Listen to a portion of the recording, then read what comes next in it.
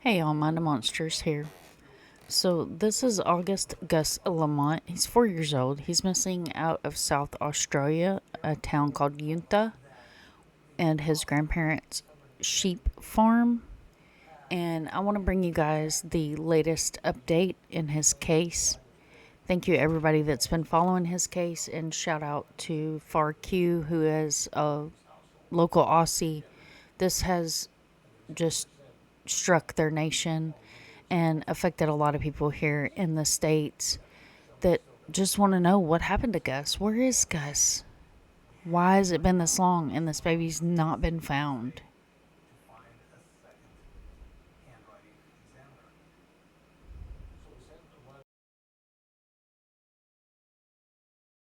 Gus's grandmother realised she couldn't find him. After a week, police said the search would be scaled back as hopes faded that Gus would be found alive. But in a shock twist, and more than a week later, police said they would resume search activity at the family station on Monday. It's so remote. It's basically tumbleweed country. It can be almost a scary place. There's been no sight of the boy, alive or dead. It's raised so many questions about where he could be. I'm Carly Smith for the Daily Mail. I've been in the South Australian outback for the last couple of days, and this is what we know about missing 4-year-old boy August Gus Lamont. The facts are as follows. At 5:30 p.m. on September 27, Gus's grandmother realised she couldn't find him. He had apparently been playing in the pile of red sand out the front of their homestead just half an hour earlier. With the sun starting to sink, concern quickly turned to panic, and for the next 3 hours, the family frantically explored their rambling homestead, shouting Gus's name into the twilight. Darkness fell, and around 8:30 p.m, they called the police. This station is nearly 350 kilometres north of Adelaide. It's so remote. It's basically tumbleweed country. It can be almost a scary place. It is very, very isolated, and it is down a really rough and tumble dirt track. The police searched for Gus for a week. There were huge air and land searches using airpole, drones with infrared sensors, the SES and Indigenous trackers. Police divers searched the dams in the area. Every morning, convoys of trucks negotiated the 40-kilometre dirt road from the windswept local town of Yunta. Yunta boasts 2 petrol stations, a pub, a post office and a police station. It has an official population of around 60 people. But despite the vast, flat, featureless landscape surrounding the property, there's been no sight of the boy, alive or dead. It's raised so many questions about where he could be.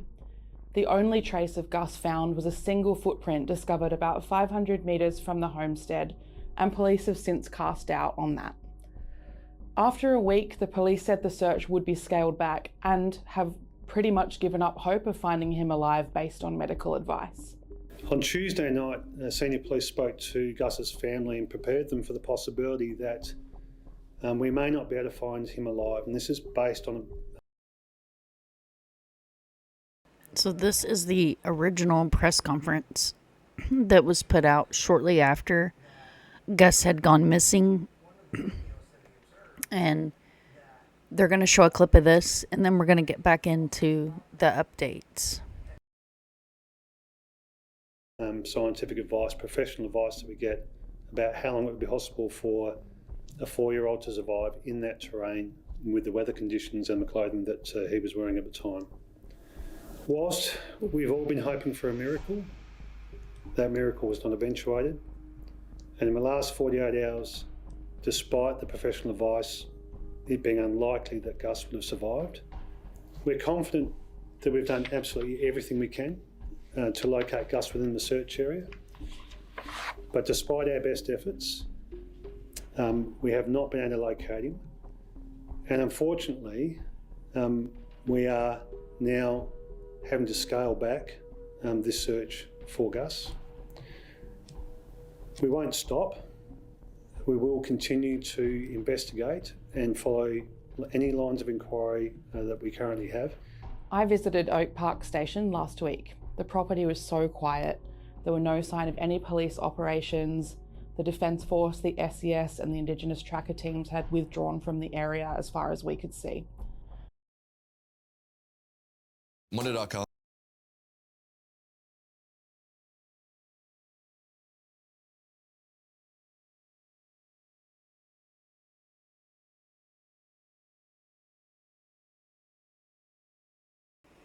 Sorry, guys, I don't have my ad blocker on.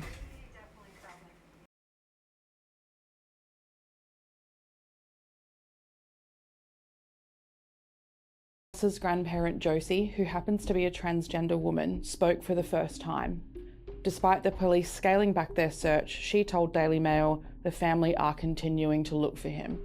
"We're still looking for him. You can't help. We are still dealing with this." The family have urged volunteers to stay away from the property and not help with the search.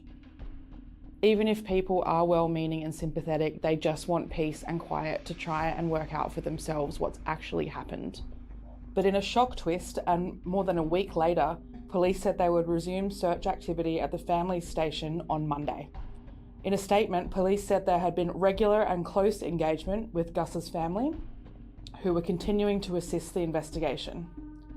The family has faced intense scrutiny online, from questions about their absence in the media to criticism over sharing just a single photo of Gus nearly. Now, I will say that I did not understand myself why they didn't release a photo. I had misspoke on my original video that I'd put out about it possibly being guidelines due to Canada being under the parliament as well, and they have weird guidelines about their people going missing. But this is little Gus.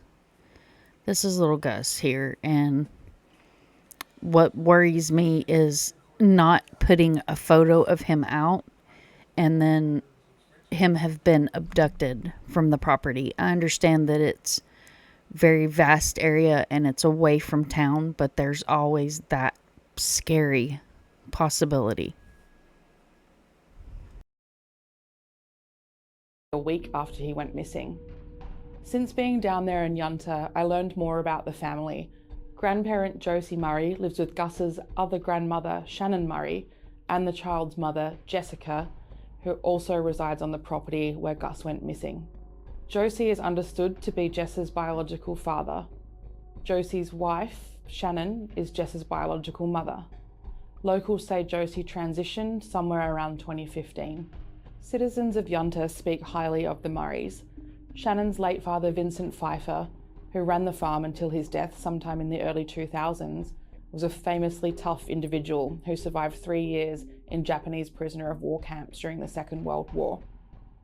Gus's father, Joshua Lamont, lives 2 hours drive away from the station, 100 kilometres to the west, in the farming community of Ballaley North, near Jamestown. Josh and Jess remain a couple, as we understand it, but a friend told me that Josh does not live on the station because of clashes with Josie. Josh is said to be furious about the little boy going missing. A friend told me he doesn't think it's safe for the kids to be out there. He thinks it's dangerous. We've been told Josh only found out that his child was missing when police woke him up at his Ballaley North home hours after Gus had vanished. You could see 2 child's bikes sitting under the veranda at this home, and Josh is visibly heartbroken. It's a truly tragic incident.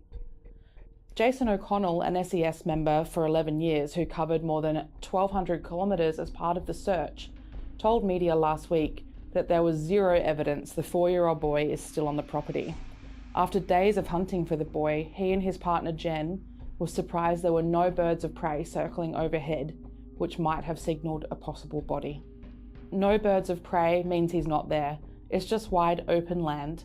There's really not much out there, and I'm surprised because we just didn't find anything. He's not on that property. A host of outlandish theories involving everything from wild animals to disused mine shafts have been raised and then discounted. Crocodiles, which inhabit the more tropical northern regions of Australia, are not found in the south. Gus is too big to have been taken by an eagle, and if he'd been attacked by a wild pig, searchers would almost certainly have discovered evidence of a struggle. Local topography, meanwhile, makes it almost impossible that a stranger could have abducted him, which is another one of the theories going around. The nearest major public road is the Barrier Highway, a desolate 965-kilometre stretch used by long-distance truckers heading to New South Wales. But to reach it, Gus would have had to wander around 48 kilometres on his own.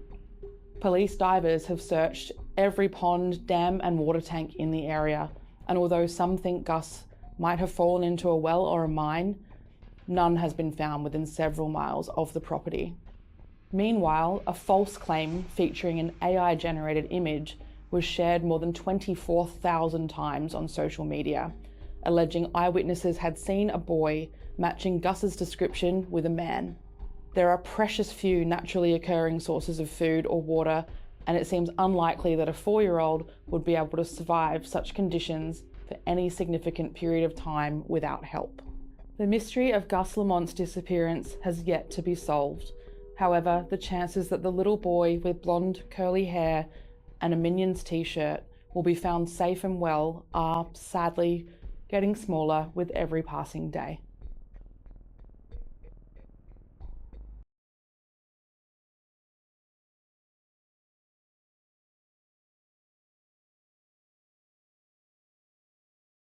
And sadly, Gus has been missing for a long time. I have spoke to Jody Farkew, and me and her have discussed that it could possibly have been a dingo that took off with him. Those of y'all that are my age or older remember the story of a dingo took my baby and nobody believed her. And it ended up being a reality that a dingo had taken her baby. The AI image, it not only infuriates me, it's disgusting. And this is one way that I have to say that AI is really cool to use for thumbnails and funny images and things like that. But what's not funny is a missing child and using AI. It's disgusting. It's absolutely disgusting. There's really no other way to word it. I also have another clip that I want to share with you guys. Are being looked into as part of. Give me just a second to pull it up here.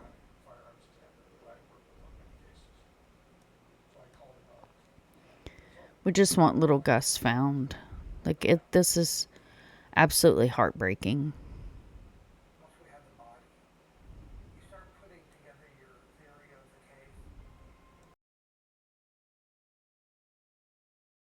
Police say further lines of inquiry are being looked into as part of the investigation into the disappearance of little Gus Lamont. Live 2 police reporter Hannah Ford now, and Hannah, a second footprint was discovered. That's right, Rosanna. Police and SES volunteers have returned to the property as investigations into this very high-profile missing persons case continues. The footprint was discovered near a dam about 5 kilometres from the homestead near Yunta, where Gus disappeared on grand final night 10 days ago. Fresh hope in what has been a harrowing outback mystery. But police now believe it doesn't belong to him. A separate footprint believed to belong to Gus was earlier found about 500 metres from the home, but failed to provide police with any new leads. A special drone with infrared capabilities was also flown above the vast landscape. That vision is being thoroughly examined. The case is now with Major Crime Police, but is still being treated as a missing persons case. We're actively looking to rule out every investigation opportunity at this stage. We are continuing to search the property when potential evidence is located that could be connected to Gus. Police say the family is continuing to cooperate. Gus's grandparents and his mother were at the property when he vanished, last seen playing in sand out the front of the remote sheep station homestead. The little boy is in the thoughts of Australians who, like his family, are praying for answers. In these missing cases, that's all we want is answers. We want these kids to be found. And it's absolutely heartbreaking that this cute little man, he's adorable, is still missing. As always, guys, thank you for watching. Remember, it takes a village. We never give up. And I'll catch you guys on the flip side.